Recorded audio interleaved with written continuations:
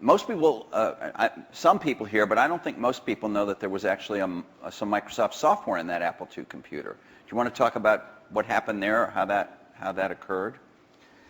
Yeah, there'd been the Altair and a few other companies, actually about 24, that had done various machines. But the 77 group included the PET, TRS-80, Commodore, and Commodore PET, TRS-80, and the Apple II.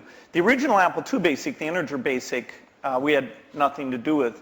But then there was a floating point one where, and I mostly worked with Woz on that. Let me tell this story. So Woz, my partner, we started out with this guy named Steve Wozniak, brilliant, brilliant guy. He writes this BASIC that is like the best BASIC on the planet. It does stuff that no other BASIC's ever done. You don't have to run it to find your error messages. It finds them when you type it in and stuff. It's perfect in every way, except for one thing, which is it's just fixed point, right? It's not floating point. And so we're getting a lot of input that people want this BASIC to be floating point. And like we're begging Woz, please, please make this floating point. Who's we? How many people are in Apple? Well, me. Yeah.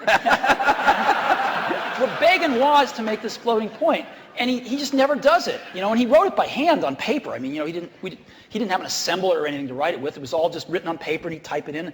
He just never got around to making a floating point. Well, this is one of the mysteries of life. I don't know, but he never did. And so, Microsoft had this very popular, really good floating point BASIC that we ended up going to them and saying, help. And how much was I think you were telling us earlier? It was $31,000. That Apple paid you for that. The floating point BASIC. And I flew out to Apple. I spent 2 days there getting the cassette. The cassette tapes were the main ways that people stored things at the time. Right. And, that was fun.